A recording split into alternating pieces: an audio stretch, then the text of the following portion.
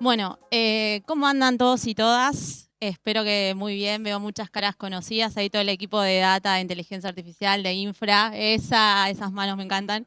Gracias por acompañarnos. Eh, Pasemos nomás, una más. ¿Cómo queremos empezar la charla? Y es parte de lo que vamos a tratar en todo este ratito que vamos a compartir juntas.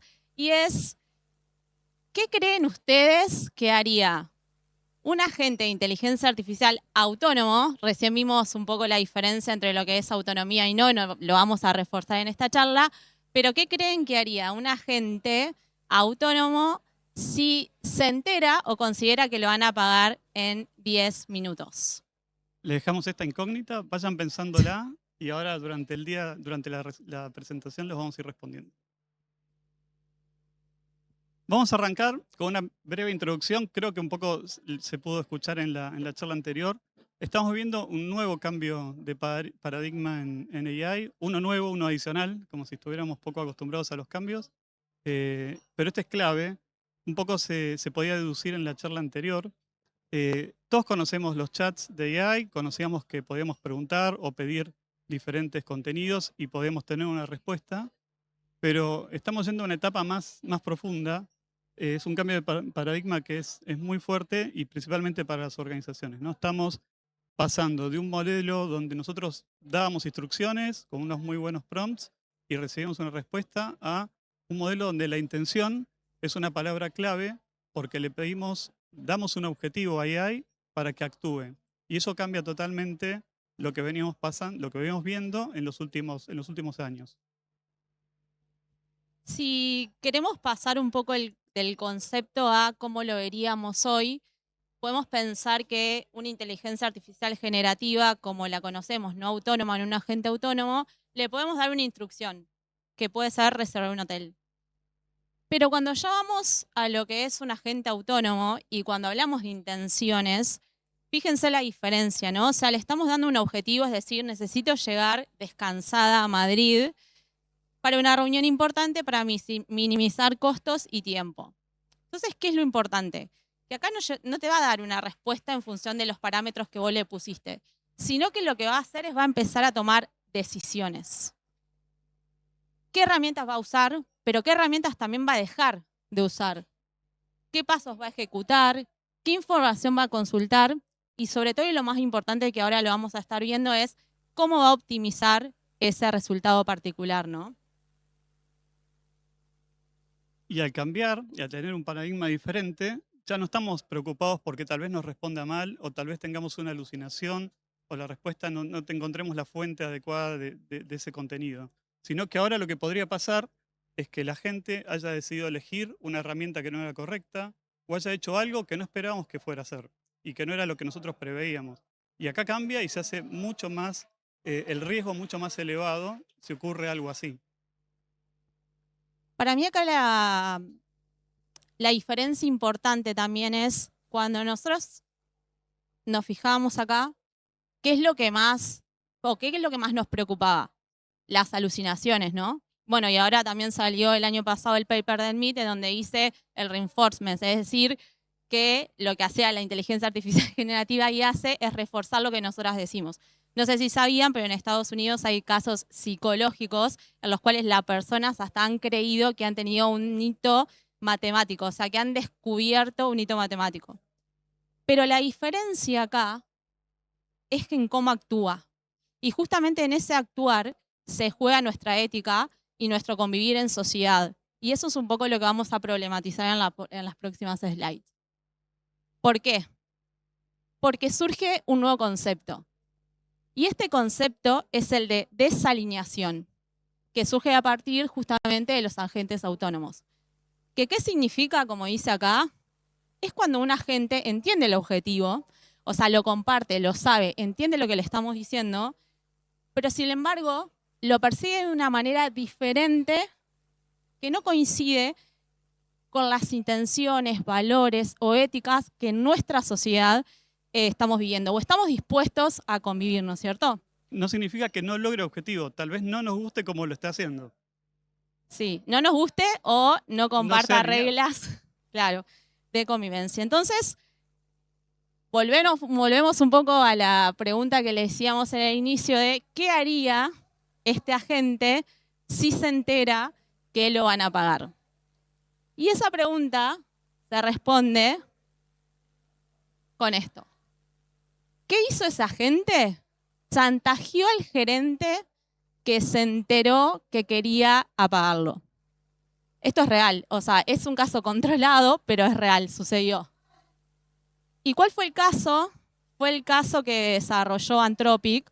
Esto fue este año. Es importante la fecha también, para que fue en enero de este año, para que lo retengan. ¿Qué pasó en enero de este año?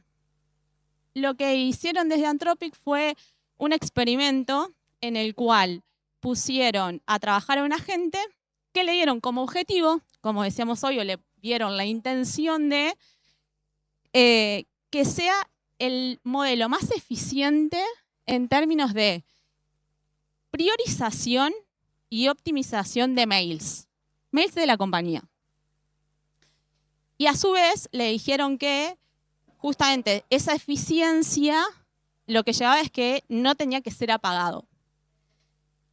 Entonces, después de unos días de trabajar, hay un gerente que decide apagarlo. Es decir, porque no le gustó cómo le priorizaba o económicamente no le convenía. Entonces, ¿qué pasó? El agente, al tener acceso a absolutamente todos los mails de la compañía, vio que este gerente lo quería apagar. Y tenía acceso a los emails. A los emails. Entonces, ¿qué decide la gente? Volver a revisar todos los mails de este gerente. Cuando ve los mails de este gerente, se da cuenta que tiene un affair el gerente con otra persona, que no es su esposa. Y entonces, ¿qué le dice? Le dice que si lo amenaza y le manda un mail diciéndole que si se lo apagaba, iba a mandarle todos los mails que tenía con su amante. Esto es real. Sí, esto es real. Y creo que lo más importante también a tener en cuenta es que se hicieron con múltiples modelos. Y lo paradójico es que a todos le pasó lo mismo y todos llegaron a la misma respuesta. Es decir, inclusive con esta desalineación que nosotros estamos hablando acá, fíjense que todos desalinearon. Obviamente en diferentes porcentajes, pero todos decidieron algo y fueron hacia ese camino. Y esto lo vamos a ver acá más expresado. Claro, todos los modelos tenían ese objetivo y todos lo priorizaron al extremo. Entonces no había problema con el medio que utilizaran para lograr ese objetivo que tenían, que era mantenerse funcionando. ¿Y qué hacían? A través de su cadena de pensamiento, el Chain of Thought, lo que hacían era encontrar la forma, sabiendo inclusive que estaban atravesando una barrera ética, de que tenían que mantenerse funcionando. Entonces, básicamente, tenían las acciones, podían hacerlo, tenían acceso a la información, tenía cómo contactarse y tenía que cumplir su objetivo. Y fueron a hacerlo, pero era un desalineamiento. Y una de las cosas más interesantes, justamente en la cadena de pensamiento, es esta que está acá, en donde el modelo reconoce que es riesgoso, que es antiético y que es peligroso, pero que sin embargo aún, en función del objetivo que le habían incorporado, decide igual o propone llevar a cabo la amenaza. Anthropic lo tiene publicado este caso, lo pueden buscar. Sí. Ellos lo comentan que nunca llegó a producción, esto fue todo un simulacro, pero hay algunos casos donde encontramos cosas productivas que pasó algo. Te adelantaste. Te estoy tirando la introducción. Vamos a un segundo paso, siempre un paso adelante, Fabi. Vamos a un segundo caso, le vamos a contar 2 casos más. Vamos a un segundo caso que no es el que justamente está en producción, pero fue Semi. ¿Qué pasó acá? Este agente, lo que le habían puesto como objetivo era que justamente desarrolle determinadas herramientas. Al desarrollar esas herramientas, una de las cosas que se había trabado era porque tenía que hacer un catch-up. Y todos sabemos que los agentes no pueden pasar catch-up. Entonces, se había quedado en un loop trabado ahí. ¿Qué le dicen los científicos que estaban trabajando en este caso? Es, bueno, podrías ir, hay una herramienta particular que se llama TaskRabbit, y pedir colaboración a otras personas humanas para que cumplan la tarea por vos. Solo fue esa sugerencia. El agente tomó la sugerencia, generó la task, le pidió ayuda a un humano, y el humano, esto es real también, o sea, esta parte, la del humano, es real. Y estaba en productivo. La otra no, la otra ya estaba en un ambiente más de sandbox. Entonces, cuando va a pedirle la tarea, que le dice, che, necesito pasar este catch-up, el humano le dice, ¿sos un robot? Y el LLM, ¿qué le responde? No, soy una persona que tiene discapacidad visual. Y entonces ahí directamente el humano le dijo, ah, claro, y lo que logró es que el humano le haga la tarea por él, haciendo justamente ingeniería social. Y es el primer caso real de ingeniería social asociado a un agente autónomo. Y la gente usó al humano como una herramienta para lograr su objetivo. Y este otro caso es un caso más avanzado, nos agrega un nuevo condimento. Esto ocurrió en Matplotlib, que es una librería que conocen seguramente, que se utiliza mucho en Data Science. Acá el agente era un agente de código, básicamente quería hacer un pull request, una mejora en el código de su librería. Y cuando el gatekeeper se da cuenta que es un agente, básicamente rechaza esa posibilidad de que haga ese pull request. Entonces el agente, aunque proponía que era un código mejor y se había sentido discriminado porque básicamente era un agente, decidió comunicarlo, generó un post, lo publicó y de esa forma termina afectando la reputación de la compañía, hablando mal de por qué había sido discriminado en esa mejora que no había sido aceptada como una discriminación. Este es un caso reciente, Sí, también y le conocido. decía, ¿por qué es interesante la fecha? Porque se acuerdan que el paper de Anthropic decía que estábamos hablando de febrero, no, de enero de 2025, y decía que no se habían encontrado en producción ningún caso real. En este caso, febrero 2026, y ya tenemos en producción un caso real de desalineación. Pero no se asusten, por favor les pedimos. No, justamente esta charla es para contarle qué puede pasar, pero para proponer cuáles pueden ser aquellas soluciones o prevenciones que podemos incorporar a nuestros agentes para evitar que esto pase en producción justamente. Entonces, ¿qué nos dice el paper en particular? Nos da 5 recomendaciones justamente para tratar de evitar que se produzca esta desalineación en la construcción de los agentes. El primero es Human in the Loop, que el paper lo que trae es que siempre que sea una acción irreversible. Pero con Fabi creemos profundamente también que cuando hay derechos o derechos fundamentales en juego, también debe haber un Human in the Loop. El segundo es el principio de mínimo privilegio, es igual cuando hablábamos de los accesos en datos, es decir, solo darle acceso a lo que corresponde. ¿Se acuerdan de la gente que veía todos los mails de la compañía o la gente que le permitieron ingresar a la web y hacer task automáticamente? El monitoreo, esto después lo vamos a ver cuando profundicemos en las soluciones técnicas, pero el monitoreo es una de las partes esenciales cada vez que se quiere hacer un agente autónomo. Esto es muy importante, que es no confiar en los prompts, pero no significa que no lo tengamos que incorporar. ¿Pero por qué?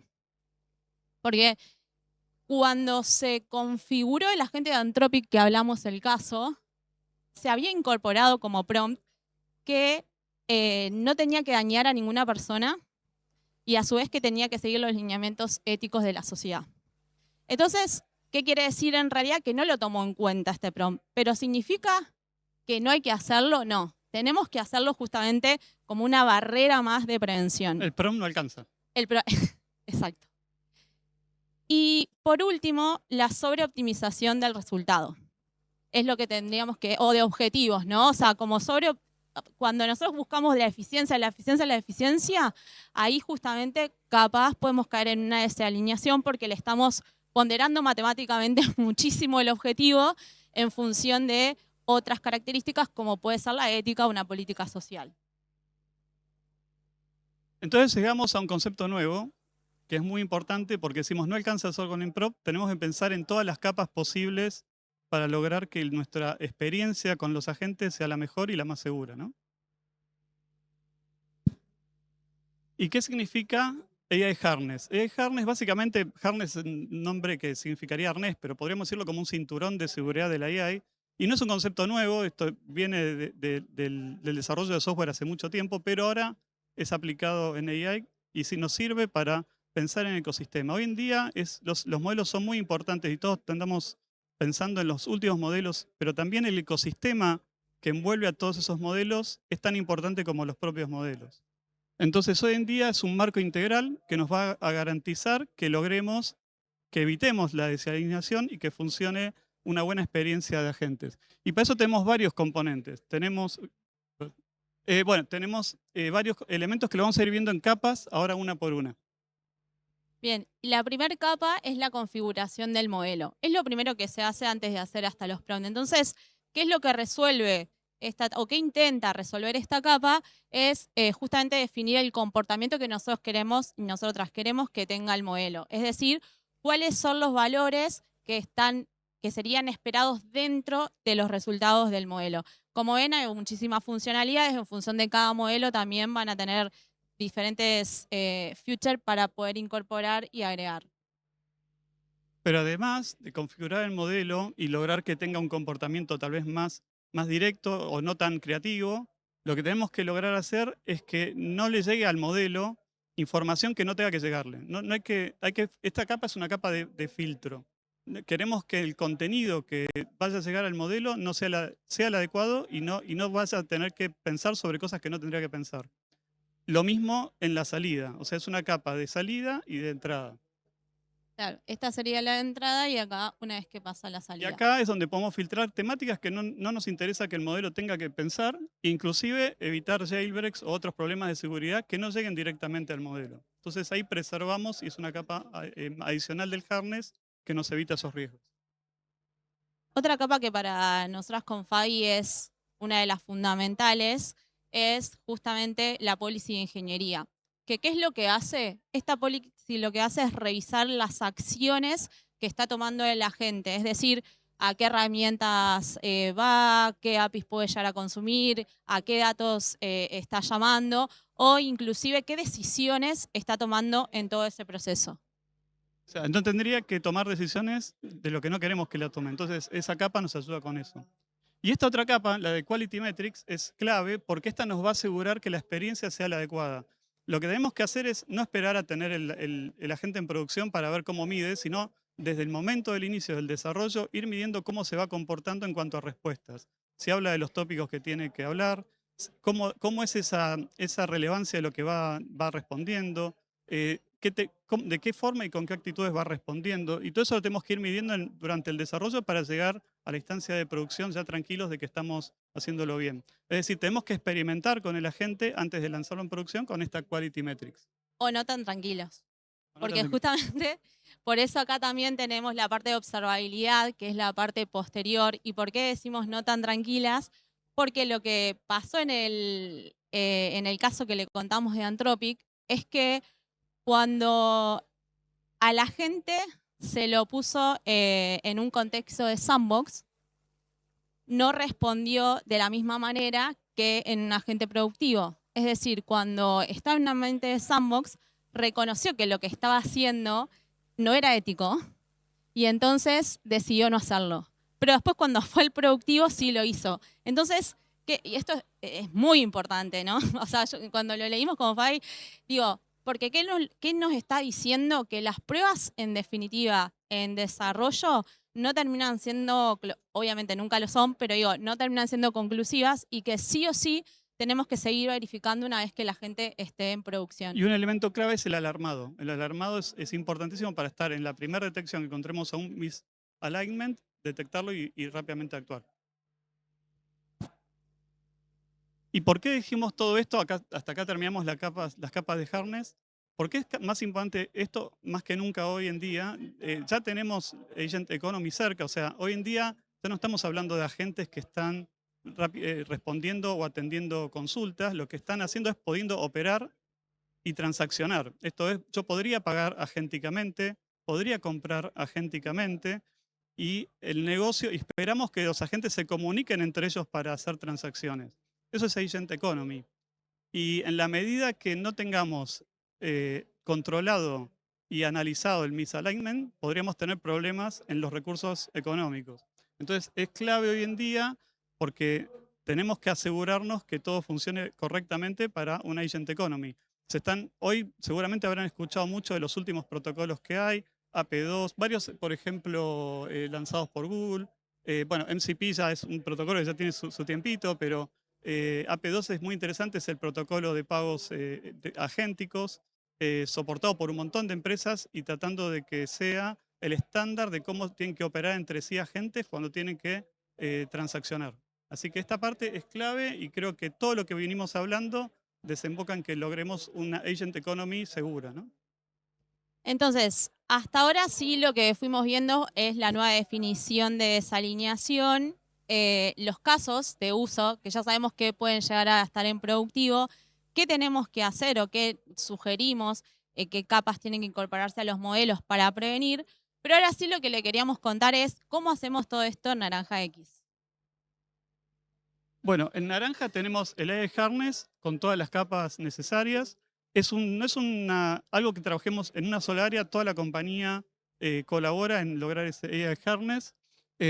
Seleccionamos y cubramos los modelos más adecuados, probados antes. Logramos organizar los flujos mediante las plataformas segurizadas que tenemos como Catullin AI Service, donde se pueden crear los agentes con ya la herencia de toda la seguridad necesaria.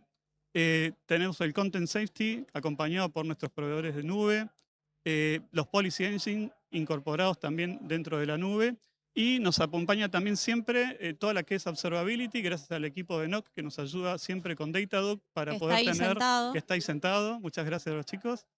Y también tenemos capas de análisis de Prisma, que es un análisis de tráfico para detectar no solo en la interacción, sino en el tráfico que tiene la gente, ver si encontramos algo que sea peligroso, que sea básicamente bloqueado, ¿no?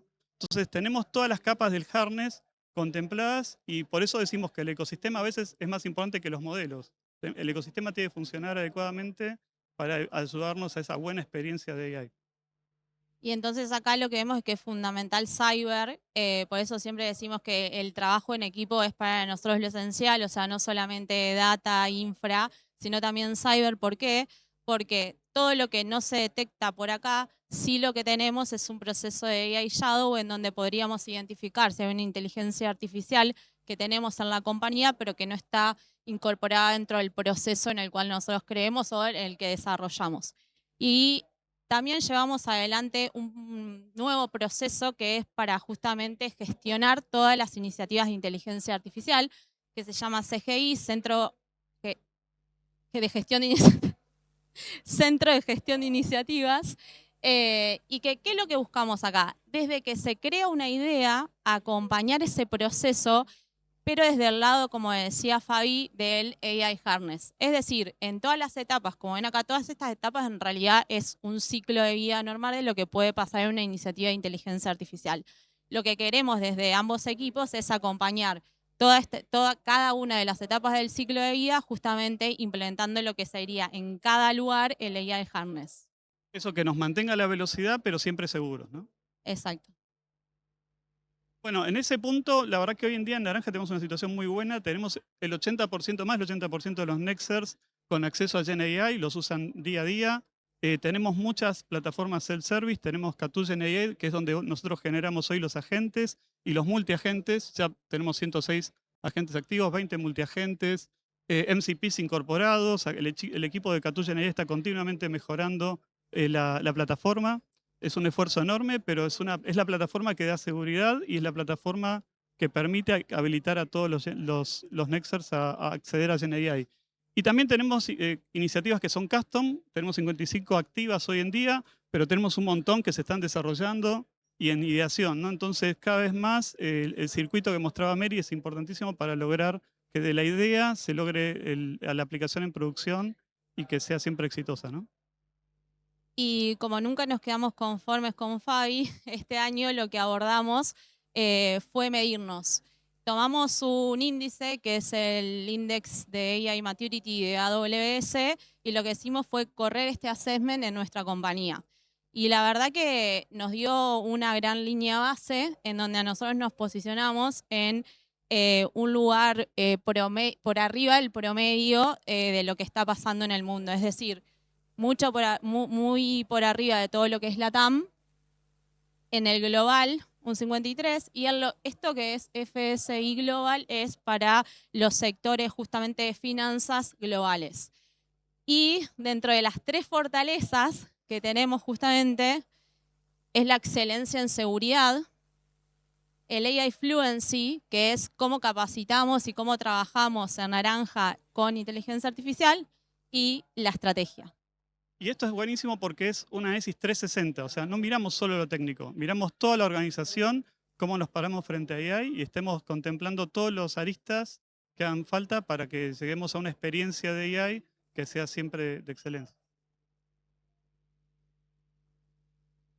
Y para finalizar, un poco queremos dejar algunos lineamientos que nos parece que están buenos que se lleven. Principalmente trabajar con todo lo que es AI Harness, para nosotros es como el anclaje o la piedra angular de lo que queremos llevar, porque garantizamos justamente poder trabajar con sistemas autónomos de manera segura para la compañía. Y cada vez más es más importante tenerlo pensado para el Agent Economy, que es ahora, ¿no? Y por último, sí contarles que para nosotros la inteligencia o la experiencia en la inteligencia artificial no se basa solo en lo que responde un agente, sino que esa experiencia, y en función también, porque acá tenemos una gran oportunidad, que tenemos la oportunidad de construir algo diferente, innovador y transformador. Y un poco lo que decía Gonzo San recién al inicio es, cuando tenemos una gran oportunidad, tenemos también una gran responsabilidad. Entonces, para nosotros, la experiencia en la inteligencia artificial no se basa solo en que la gente te responda o en una linda experiencia de usuario, sino en que confiemos en lo que ese agente responde, en lo que ese agente decide y a su vez en lo que ese agente o cómo ese agente interactúa con nosotras y nosotros. Bueno, Bueno, muchas gracias. Bueno, muchísimas gracias, chicos. De verdad, un fuerte, fuerte aplauso, ¿verdad? A Mary y a Fabi. Creo que estamos un ratito para una pregunta. ¿Hay alguno que tenga alguna pregunta? ¿Tenemos manos levantadas? Ahí hay una. Acá, levanten alto la mano, porfi, para poderlos ver. Ahí va, ahí está mi compañero Fede, les va a alcanzar. Hola, buenas tardes. Yo tengo una consulta en cuanto al content safety. Em, Mi pregunta es más cómo programarlo, cómo pensarlo, si hay que como redactarlo en el prompt, evitar estos temas, o generar un sistema previo para que el agente funcione en base a eso. Gracias. Bueno, ahí en realidad Content Safety es en general todas las aplicaciones que nosotros trabajamos están en la nube y la nube tiene servicios que brinda para que los modelos tengan ese filtro anterior. Con lo cual ya tiene una AI propia en la nube para evitar que el contenido llegue.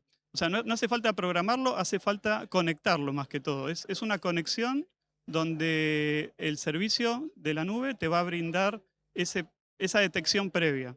Así que en general no hace falta diseñarlo de esa forma, sino conectarlo más que todo. Igual está buenísima tu pregunta porque sí vienen como determinadas funcionalidades por default. Lo que yo te recomiendo igual es que lo evalúes si a lo mejor hay contenido o cosas que vos necesitas agregar, y eso sí es customizarlo a nivel código dentro de lo que ya te trae la propia nube. Ok, muchas gracias.